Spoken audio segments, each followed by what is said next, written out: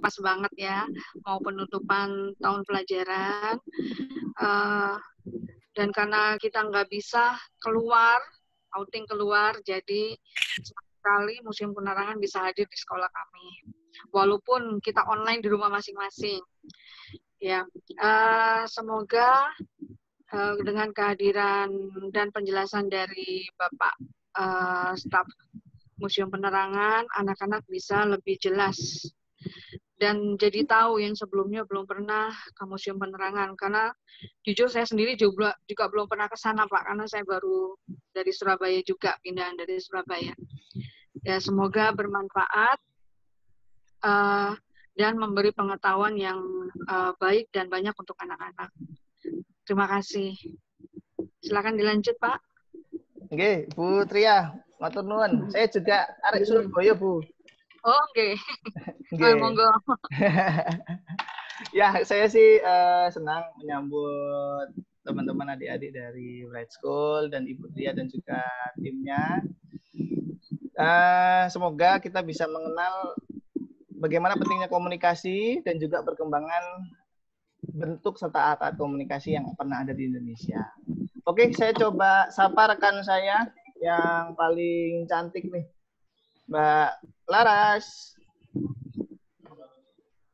Ya, halo. Halo. Selamat pagi, Mbak Laras. Selamat pagi. Sudah siap, Mbak Laras? Ya, dan teman-teman semua. Silakan, Mbak Laras, boleh dilanjutkan. Untuk boleh mikrofonnya ya, mungkin dideketin dikit, Mbak Laras. Kenapa? Untuk mikrofonnya mungkin bisa dideketin sedikit yang sebelah kanan. Oke. Terima kasih, silakan. Oke, kita mulai aja ya. Assalamualaikum warahmatullahi wabarakatuh.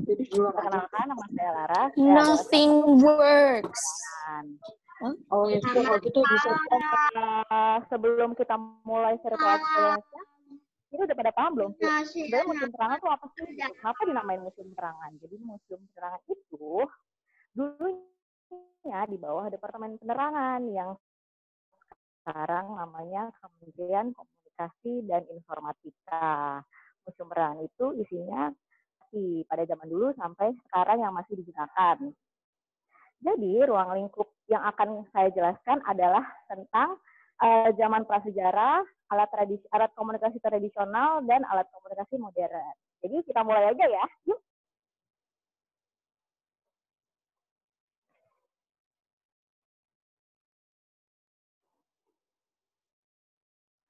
Nah, sekarang kita udah ada di area zaman prasejarah. Jadi dulu pada zaman prasejarah, orang-orang itu belum kenal tulisan apa aksara. Jadi mereka hanya mencoret-coret di prasasti, daun lontar, di bebatuan atau di tempat lain.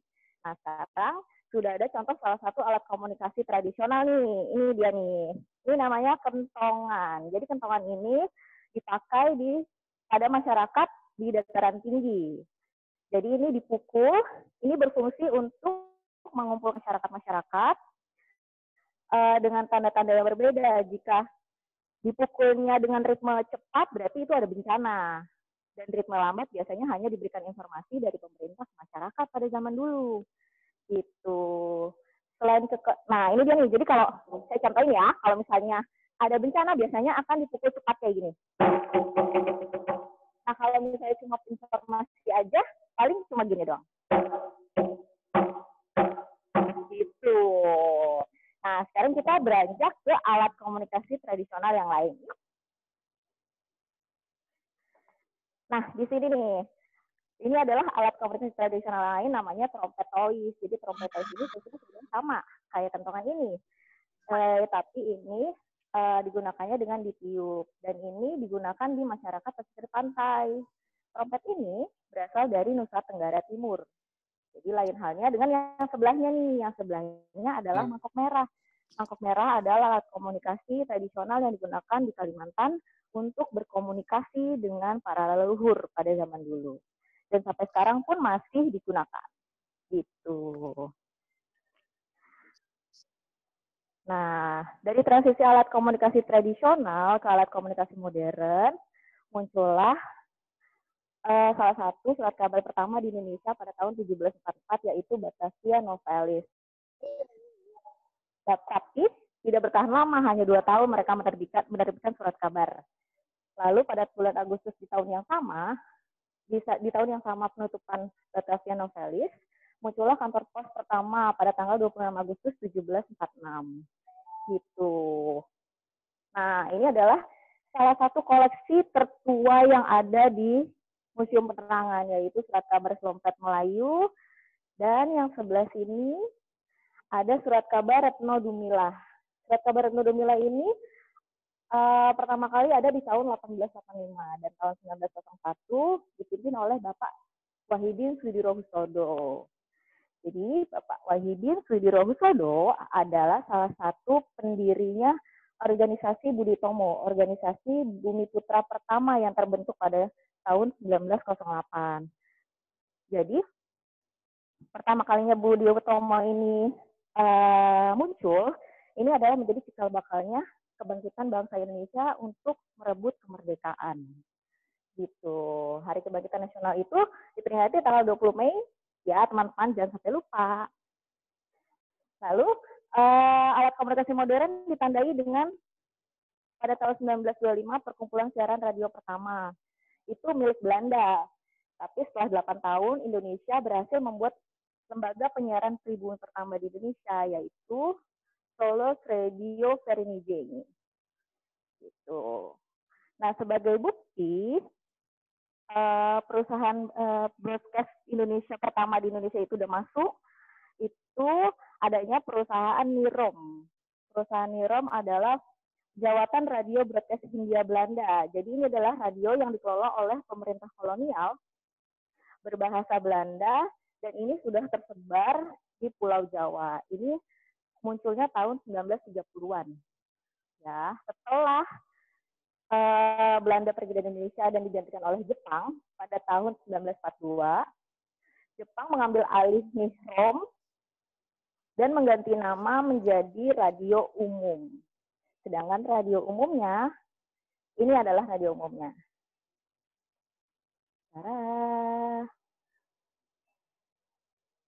Radio umum ini berbeda dengan radio-radio yang kita punya di rumah ya teman-teman.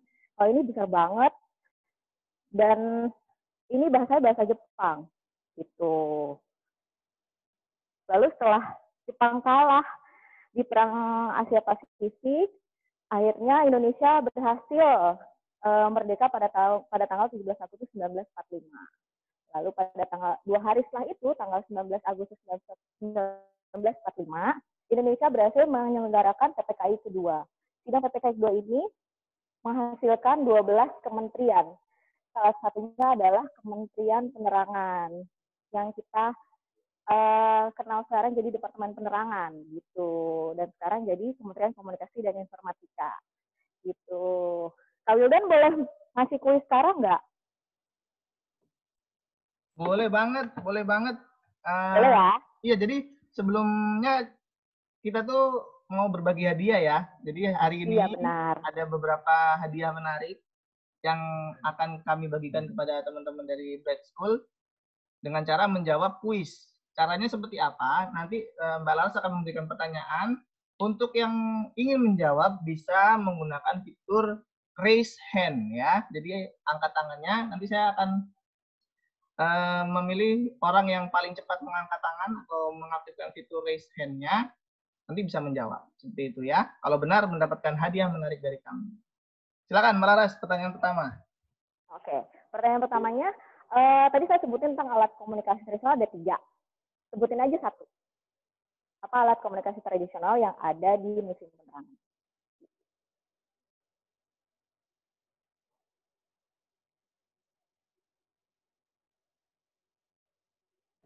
Sudah adakah? Belum ada nih. Ayo, apa? Belum ada, ayo. Sudah ada. Coba ya kita undang Malatang Sirait. Malatang Sirait. Nih saya coba. Halo Malatang. Halo. Ya, halo. Ya, jawabannya apa? Selamat pagi. Apa kabar? Lagi di mana nih? Lagi di rumah. Lagi di rumah. Silakan, boleh jawabannya. Panggilannya siapa sih tadi? Latang. Latang. Latang boleh menjawab, silakan. Jawabannya kentongan. Kentongan. Bener. Berarti nyimak ya dari awal. Keren. Berarti nanti tunggu merchandise kerennya Muspen. Berarti sekarang kita lanjut aja lagi ya Kak Wildan ya. Lanjut, terima kasih Malatan dan Mbak Laras. Boleh dilanjut. Oke. Tadi kita terakhir di Kementerian Penerangan ya. Jadi sekarang kita lanjut lagi. Sekarang perusahaan broadcast besutan kolonial itu namanya Nihrom. Kalau Jepang itu namanya radio umum. Lalu berubah lagi menjadi Radio Republik Indonesia, dan ini pure murni ini milik Indonesia. Lahirnya tanggal 11 September 1945. Ini menjadi stasiun radio pertama di Indonesia, ya. Nah, setelah itu kita beralih setelah alat komunikasi modern radio ini berkembang menjadi alat komunikasi televisi pada tahun 1962. Pada tahun 1962 lahirlah televisi, stasiun televisi pertama di Indonesia yaitu TVRI pada tanggal 24 Agustus 1962. Jadi TVRI itu adalah salah satunya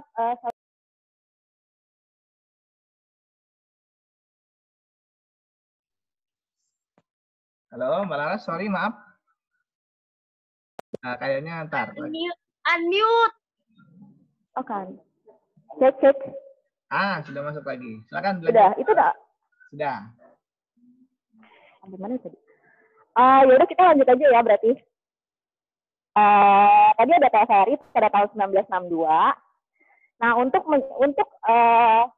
menyebarkan siaran televisi Republik Indonesia itu ke pelosok-pelosok negeri, jadi tahun 1976 Indonesia meluncurkan satelit pertamanya, yaitu satelit Palapa. Jadi satelit Palapa ini berfungsi untuk menyebarkan siarannya TVRI ini ke seluruh pelosok negeri gitu.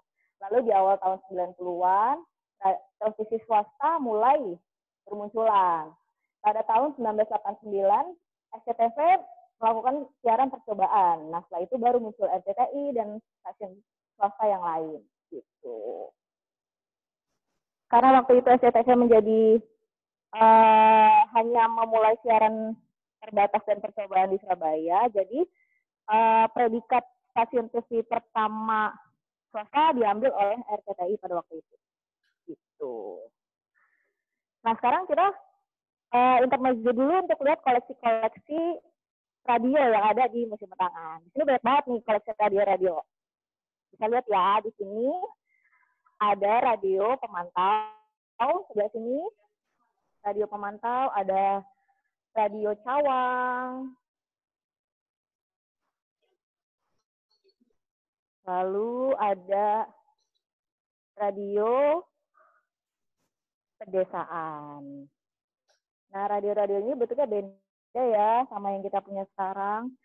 Jadi ini ada radio Philips juga yang dimulai tahun 1950. Nah, radio-radio ini muncul pastinya setelah kemerdekaan. Gitu.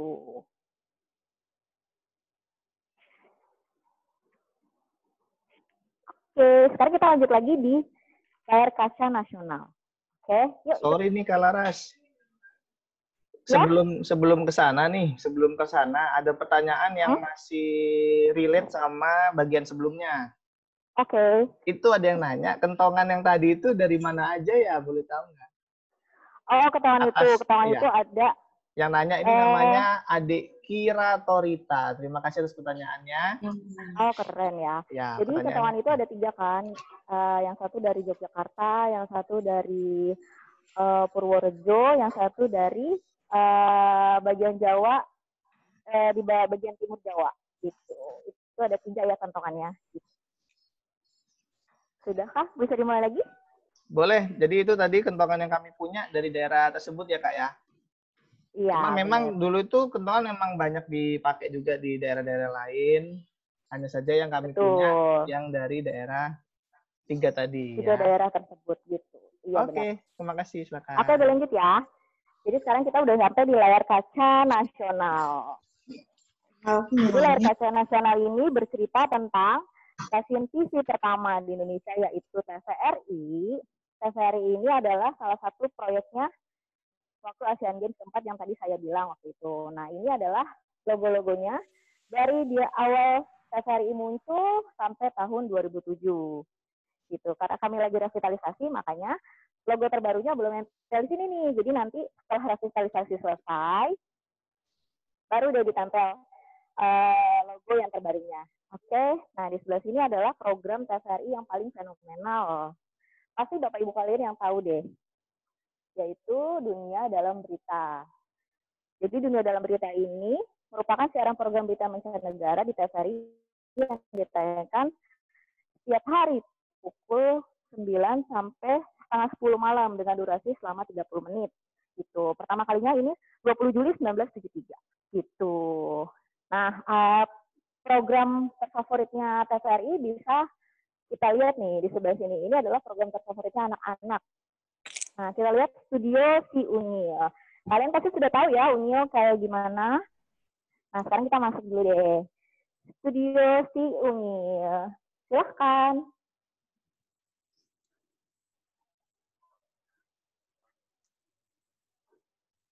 Jadi Studio Si Unyil ini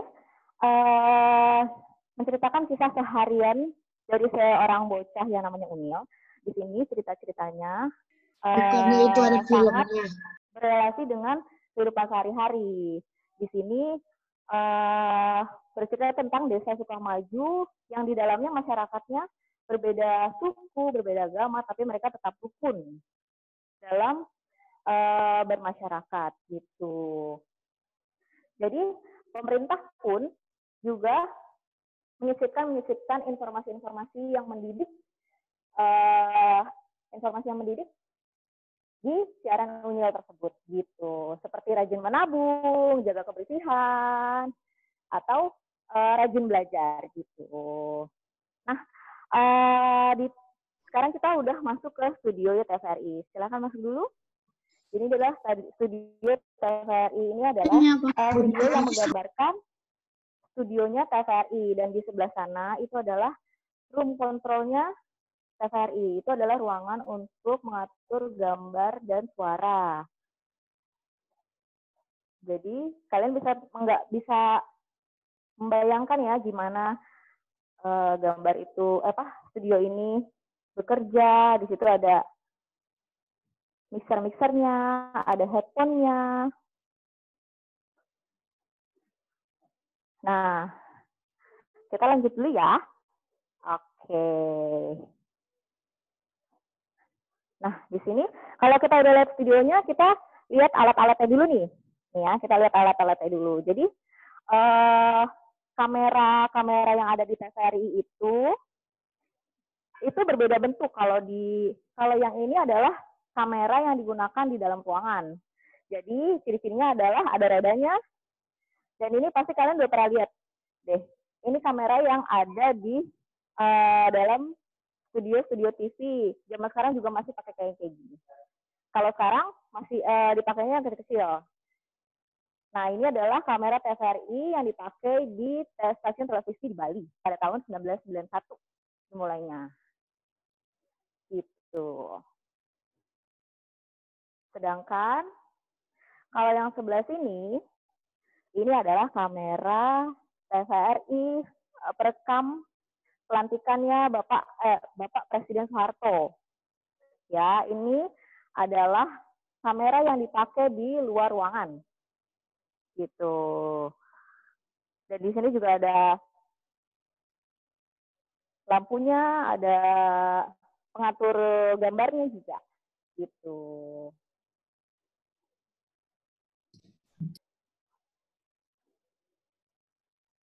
Oke, kita lanjut lagi ya. Kita lanjutnya ke sini aja ke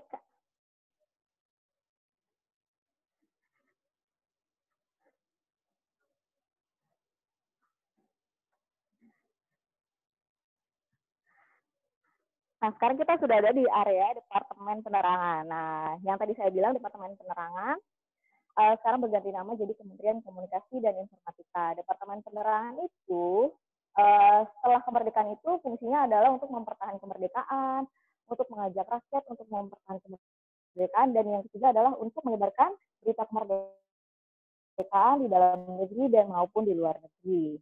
Jadi bisa dibilang Departemen Penerangan itu adalah humasnya pemerintah pada saat itu, menjadi corongnya pemerintah gitu.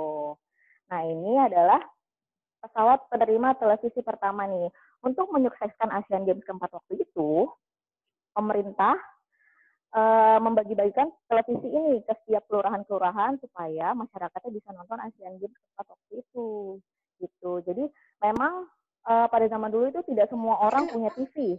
Jadi pemerintahnya lah yang membagi-bagikan di setiap kelurahan.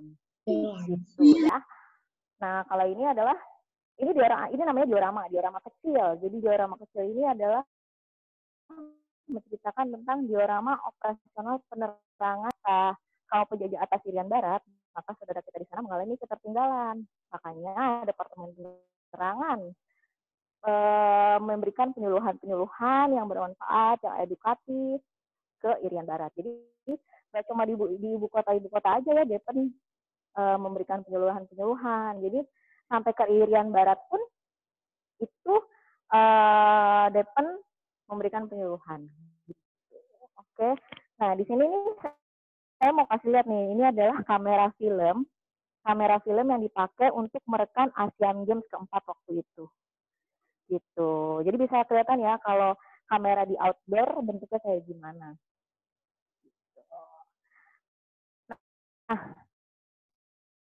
untuk kuis kedua boleh dimulai. Kalian dan? Halo Kak Laras, keren banget nih penjelasannya. Gimana, mau kuis dulu ya? Mau kuis dulu? Ya, kuis dulu. Boleh ya nih. Berarti pertanyaannya adalah pada tanggal berapa TVRI itu lahir? Ada yang tahu? Tadi udah saya sebutin. Tanggal berapa stasiun televisi Republik Indonesia lahir? Oke, sudah ada yang bertanya. Coba ya, sudah ada yang bertanya, menjawab. Rafael 3016 ya. Saya coba undang, saya coba unmute. Halo, Ade Rafael. Boleh di-unmute? Halo Rafael. Halo Rafael. Halo. Halo. Hai Rafael, lagi di mana? Jakarta. Di Jakarta. Oke, jawabannya tanggal berapa stasiun TVRI dilahirkan? 24 Agustus 1962. Ini keren. Nah, bener banget tuh, lengkap banget lagi 24 Agustus 1962. Padahal saya tadi cuma nanya tanggalnya loh. Jadi berarti nyimak banget nih dari awal. Oke, berarti tunggu merchandise menarik dari Muspen. Oh ya, jangan lupa follow media sosialnya Muspen ya semuanya nih. Ada Instagram, Twitter, sama Facebook. Lagi. Kakak Laras, lagi. ada pertanyaan nih, ada pertanyaan. Oke, ada pertanyaan. Ini dari Kania. Tadi itu kameranya palsu atau asli? Ya, Bang. Itu ya. Sorry. Itu ya, Bang.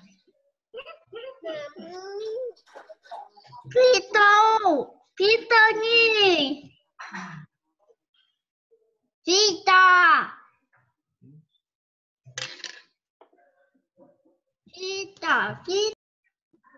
Halo, Kak Laras. Wildan. Iya. Iya, pertanyaannya apa, Kak Wildan? Untuk kamera-kamera yang ada di Museum Penerangan, itu tadi apakah kamera asli atau kamera palsu atau buatan? Oh gitu. Jadi seluruh koleksi yang ada di Museum Penerangan itu semuanya asli. Gitu, termasuk kamera-kameranya juga. Ada beberapa yang nggak asli itu sebagai.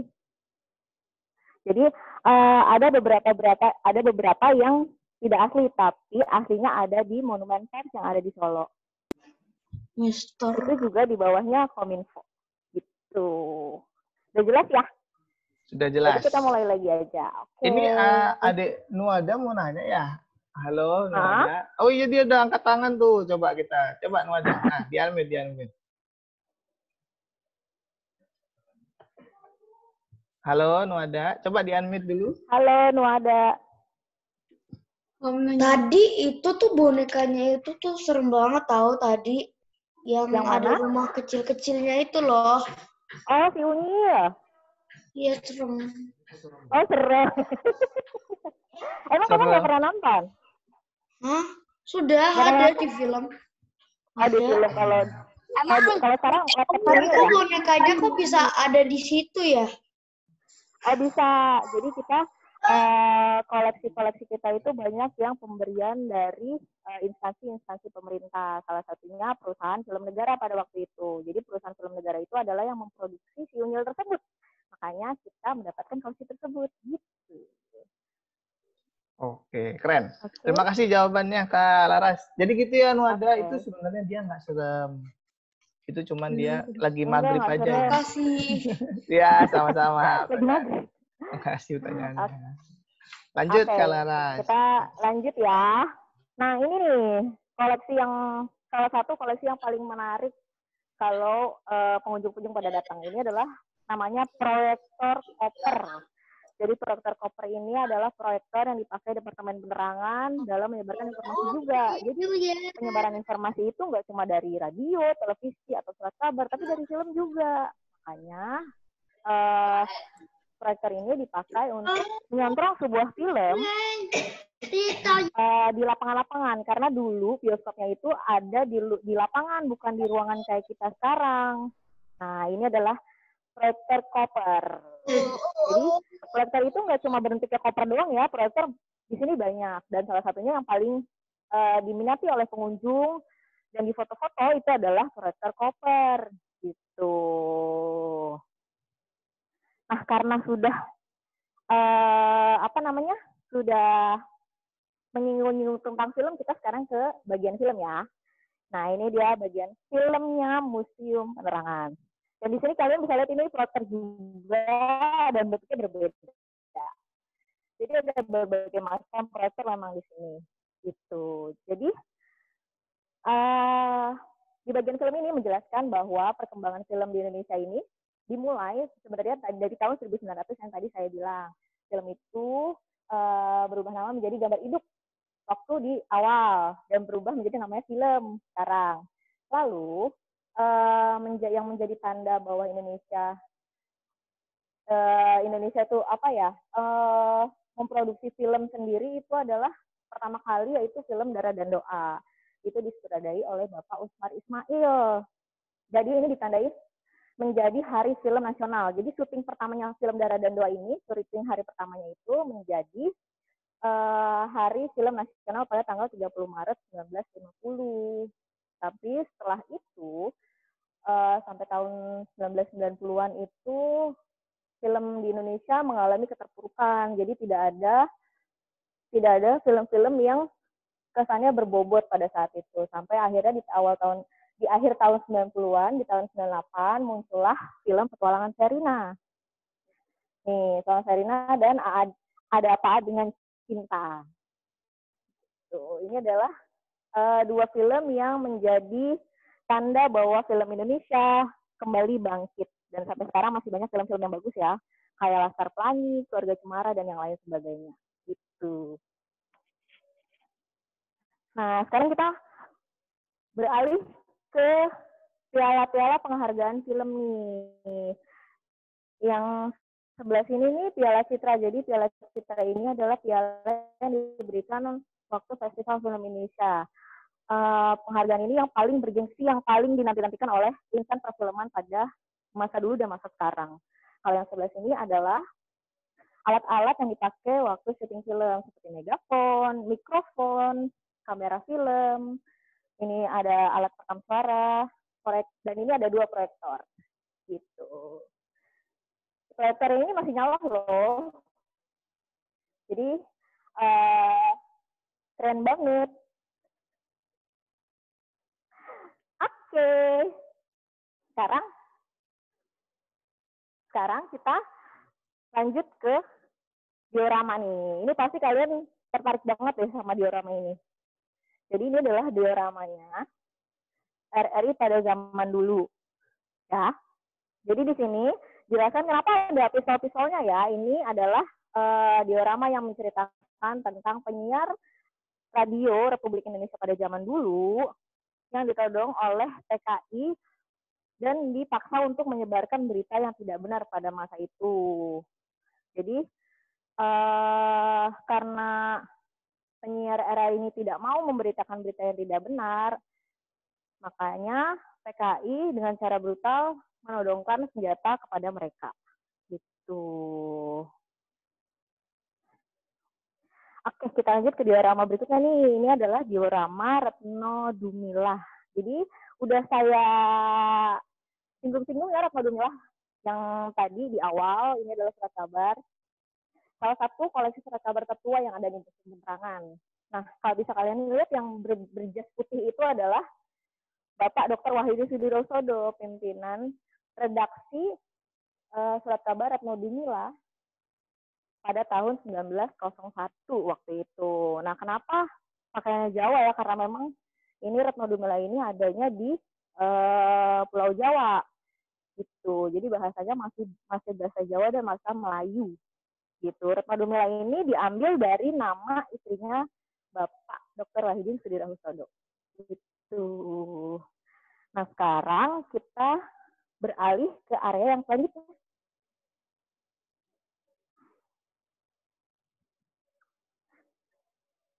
Nah, ini adalah termasuk alat komunikasi modern, yaitu teknologi grafika.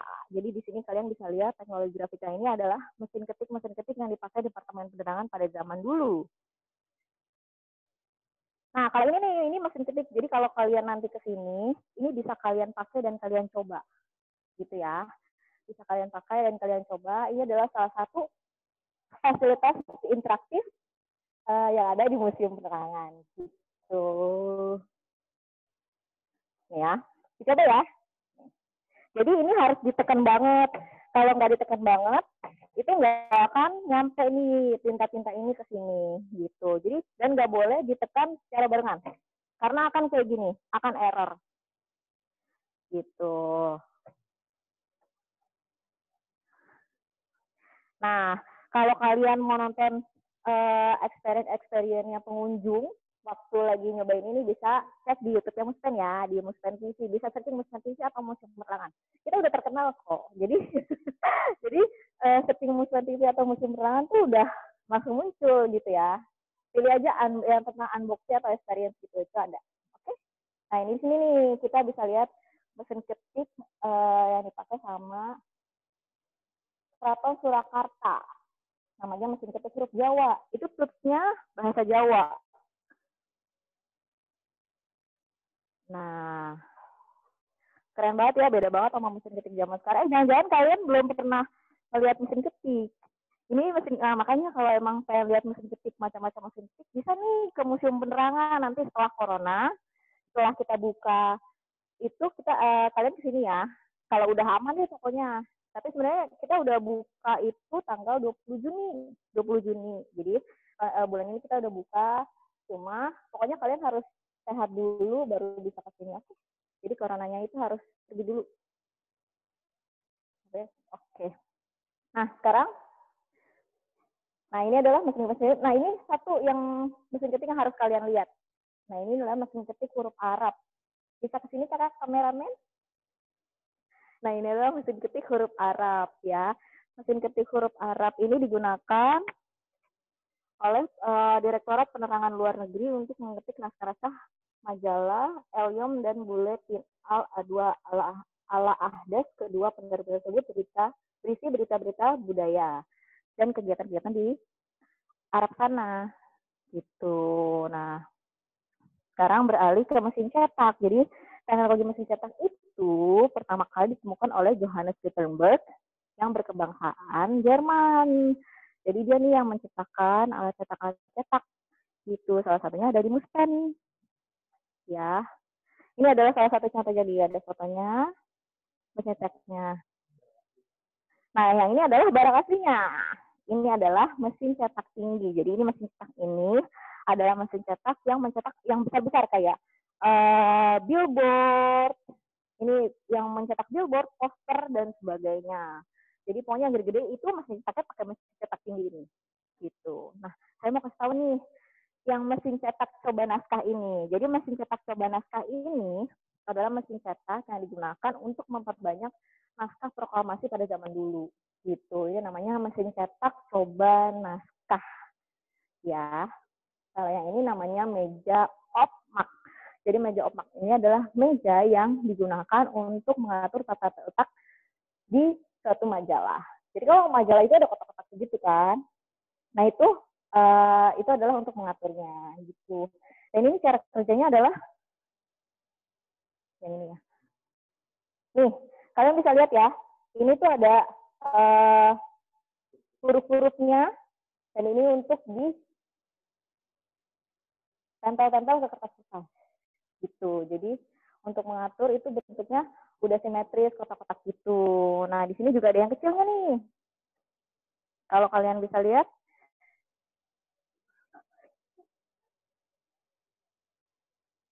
nah ini bisa lihat, ini adalah untuk huruf kecil-kecil ya.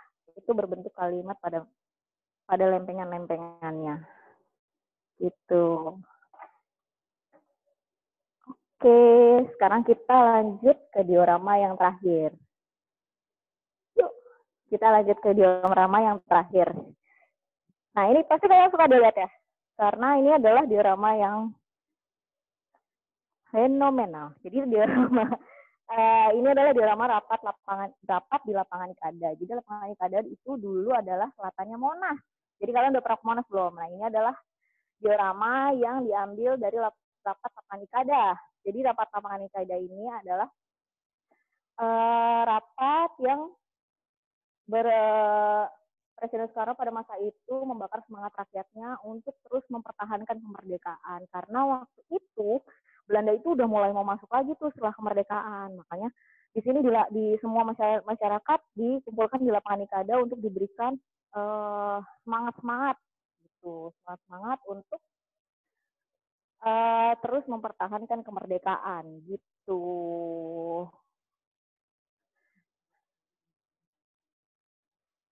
Nah itu slogannya, satu tanah air, satu bangsa, satu tekad, tetap merdeka. Gitu. Nah, sekarang kita udah di ujung virtual experience. Jadi saya mau rekap lagi ya. Jadi tadi ada alat komunikasi tradisional, terus ada alat komunikasi tradisional, ada kentongan, ada trompet toys, ada yang lainnya juga. Terus dilanjut ke radio, ke televisi, lalu ke film dan alat-alat cetak pada waktu itu gitu. Nah di sini ini spot Instagramable banget nih buat kalian pengunjung Museum Penerangan yang mau foto-foto di Museum Penerangan. Di sini adalah foto-foto yang bercerita tentang kemerdekaan Indonesia. Nih, dari sana sampai sebelah sana. Jadi kalian bisa foto di sini nih. Di sini ada tentang konvensi media massa. Di sini ada penyelenggaraan KTT non-blok dan masih banyak lagi. Jadi kalian kalau ini harus banget foto di sini ya. Dan ini nih, saya mau itu. Kalian masih SD atau SMP, kalau misalnya kesini terus adanya bisa kesini. Nah, ini ada Kids Corner. Jadi Museum Penerangan tuh benar-benar memfasilitasi semua pengunjung untuk semua pengunjung dari kalangan mana aja gitu. Jadi dari umur mana aja bisa kesini nih. Nah, dan Museum Penerangan juga punya museum di depan. Jadi kalau mau beribadah bisa kesini gitu. Nah, sebelum saya menutup, boleh saya kasih kuis lagi Kak Wildan? Boleh nih Kak, silakan. Kayaknya udah banyak boleh yang mau jawab nih. Oke.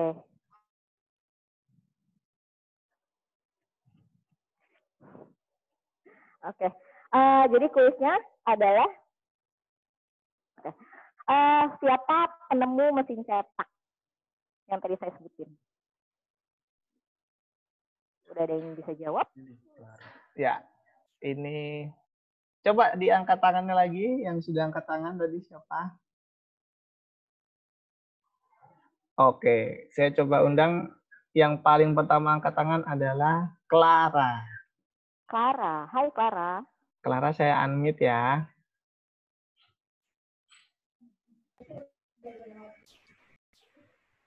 Oh, sebentar.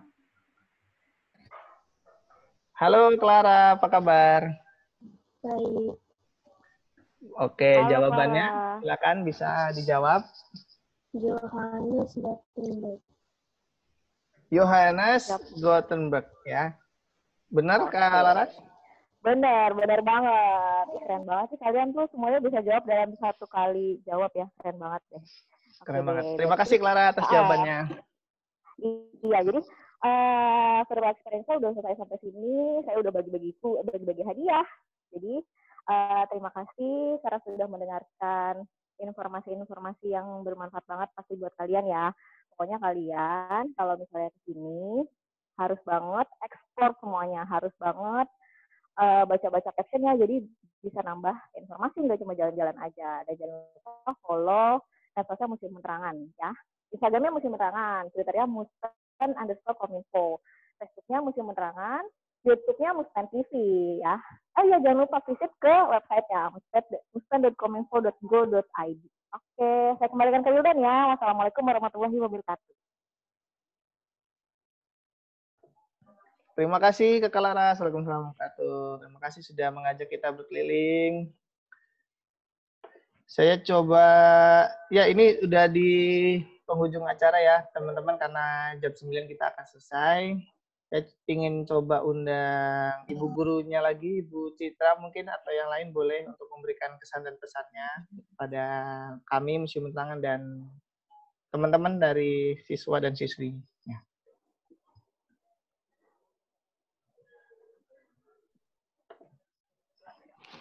Ya, Kak Wildan, terima kasih ya untuk kesempatannya untuk kami bisa melakukan virtual field trip ini. Semoga ilmunya bermanfaat untuk kita semua ya. Boleh foto dulu ya, kakak-kakak. Mau di-capture, boleh? Boleh banget. Yang videonya belum on, Miss Citra minta tolong di-on dong, nak. Aku nggak bisa, Miss. Nah, it's okay. Siapa yang nggak bisa itu? Aku. Siapa namanya? I cannot see. Atta, Miss. Atta, oke, Atta. Oke, yang lain ready ya. Ini ada 3 slide, so I will capture you in 3 times. Raisa, please turn on your video. Thank you. Okay, ready. 1, 2, 3, smile. Lagi ya. Ada 3 slide soalnya. 1, 2, 3. One more. 1, 2. Oh, Fadel nggak on videonya. 1, 2, 3. Fadel mau di-onin dulu nggak?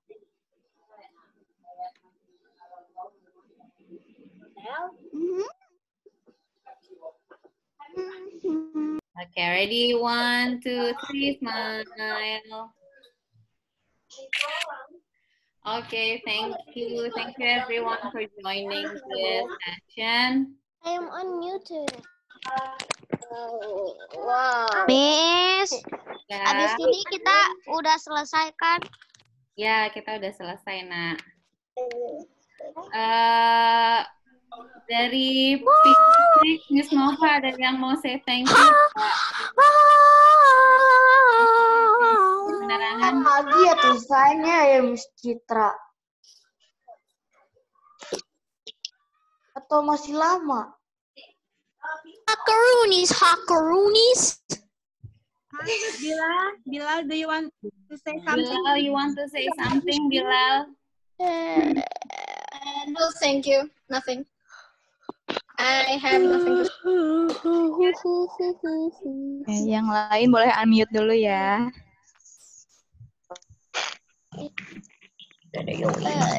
Sorry, mute.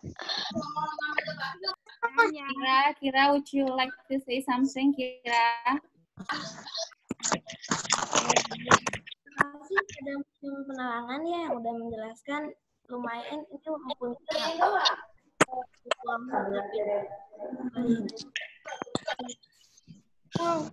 Ya, oke. Thank you. Terima kasih Kak Wildan. Terima kasih ya Kak Farah. Terima kasih untuk semua di Museum Penerangan. Ya, terima kasih. Yeah, we have good time today. Terima kasih. Terima kasih juga untuk Ibu Guru Bu Citra, dan semuanya.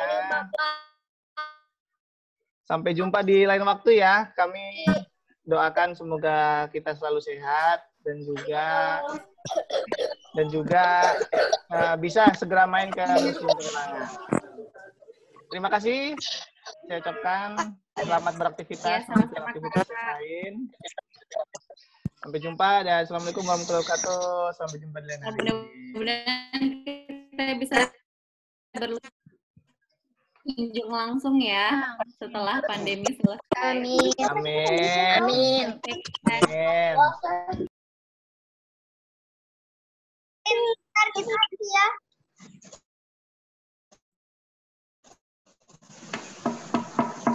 Ada.